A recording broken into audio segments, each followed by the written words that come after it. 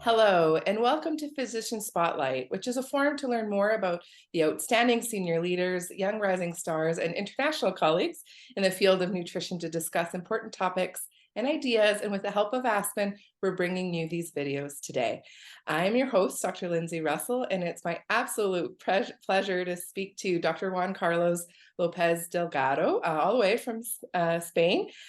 He is a MD, PhD, a professor within the critical and emergency care within the University of Barcelona. He's also an intensive care specialist at the Medical Intensive Care Unit in the Hospital Clinic de Barcelona. And he's a member of a clinical research investigator within the Innate Immunity and Critical Care Research department within the Biomedical Investigation Institute of Belviche. So I'm so excited to have you here, Dr. Lopez Delgado, and thank you so much for joining us. You're quite a busy man, both professionally and personally. And I guess the first question I have for you is, how did you get into this field of nutrition? Can you talk a little bit about your journey and your passion for nutrition? Well, it's difficult to understand because sometimes this is like life itself. So you may want something, but life gets you to other places that you've never think before. So at the beginning, in Spain is different. This is a sentence we use a lot here in Spain. Spain is different, and my specialty is intensive care medicine. It's not a super specialty, and I work directly with critical care patients during my whole life. So after faculty, we have a national exam. We choose specialty. Thanks God, I have what I wanted.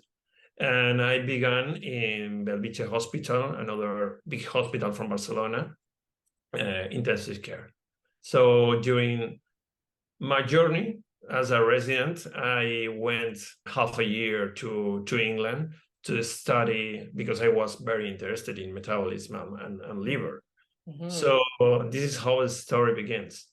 It's sometimes it's difficult to balance the interest of the department where I worked in the past because I have a general background of critical care with a lot of research in sepsis, infection, and also respiratory care. But after a few years, I realized that my goal was to be a nutrition therapist in critical care, and it was a journey that begins, yes, a little bit a mess, but so that I try my way. When I was in England, it was very important because I fully understand that I never ever speak English before. So, well, it was quite a lesson to learn, and it was quite a very nice personal experience because I went with my personal wife. It was very intense from the personal point of view and very intense from the professional point of view to learn a lot.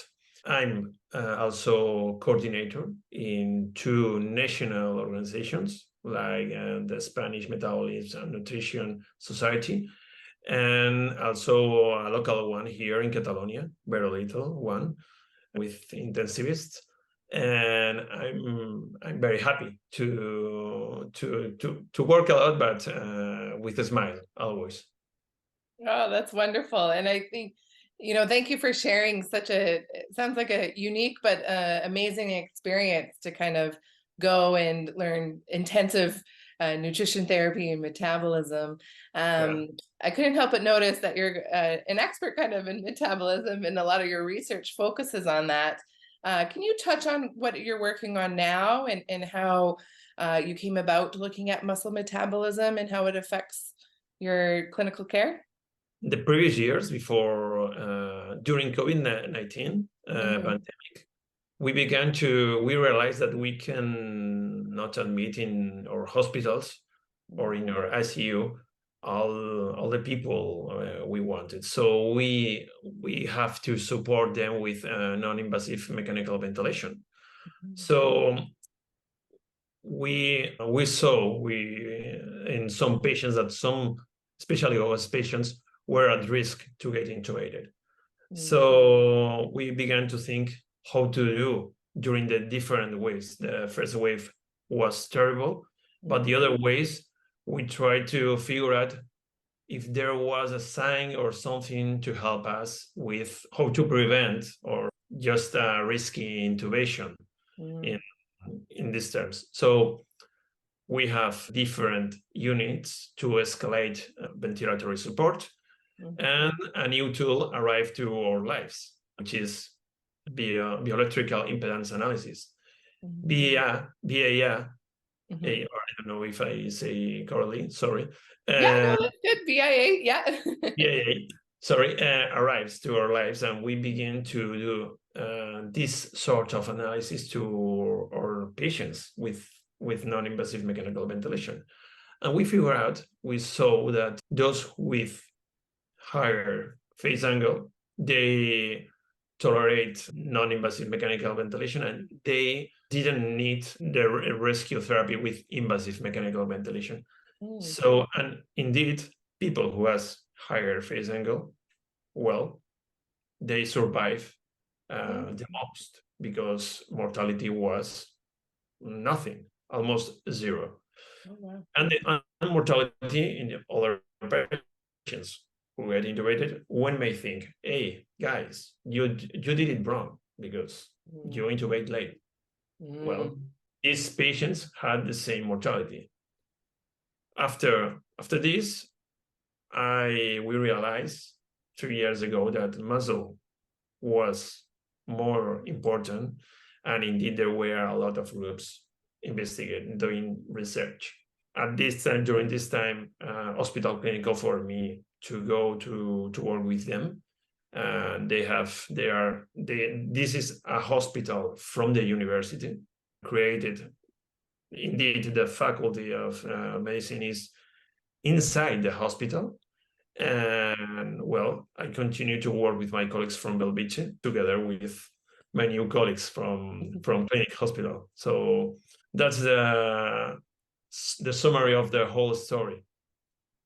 I think that's great. And I love that you touch on the true collaboration in nutrition research, and meeting new people and new colleagues to help get involved. And I love that story on another point too, because a lot of clinical research starts with that bedside question. The COVID pandemic, invasive, non-invasive, what are we doing? How can we predict? And I think that truly, I really love that example of true clinical research and how do we manipulate or assess for nutrition and how it affects outcomes. So I think that's it's very inspiring. Well, I do what I want. So Yeah. what means when I was young, I'm 44. But anyway, I cannot do it more research, because we work a lot in the ICU, and well, it's a difficult time to develop something that may help patients, and I don't understand research without helping my patients. So I'm not coming from a basic research point of view. I'm coming from the clinical research point of view. So my point is, what can I do to help my patients?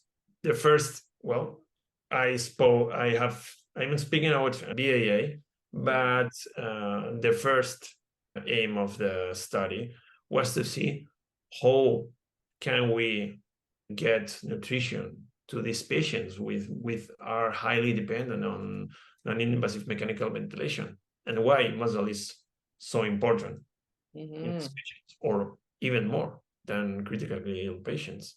These are the questions that I like to answer in future, with involving some of you in ESPEN. Yes, wonderful. Yeah, and I think it's truly inspiring to have international collaboration and how the Aspen kind of branches out worldwide. A little bit on that note, but pivoting a little bit, throughout mentorship, it's people have commented on how it affects its career, with your journey and working at different institutions or learning in different countries. How has mentorship fostered your career or helped develop it? Even if you're yourself a mentor, or how other people have mentored you in the field. Can you comment a little bit on that? Yes, well, to be honest, I have one mentor who is Italian, Giovanni Antoni, and Jay and Christians from the committee are helping me a lot, and I really appreciate that, the helpness from them. But my first mentor was in the European Association of Intensive Care, was Giovanni Antoni, who is Italian, and he's monster publishing, but he is focused on post-cardiac surgery and survival and outcomes and survival and these kinds of things. I think nutrition therapy has other focus or other outcomes rather than only survival or only mortality. Probably in ICU or critical care, we used to focus on the highlights.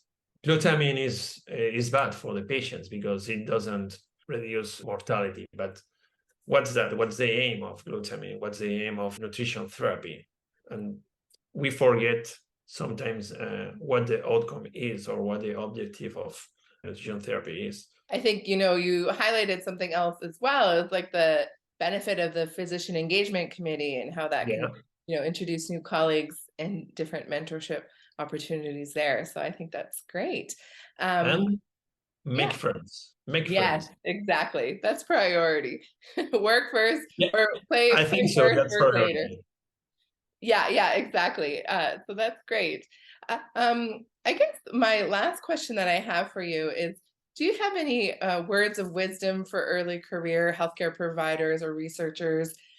You touched on a little bit, like focus on doing what you love and what fits well with you. Do you have any other advice for our listeners? Well, I don't consider myself a wise person. Okay. I consider myself a good person and a good colleague and someone that will help you for sure if I can.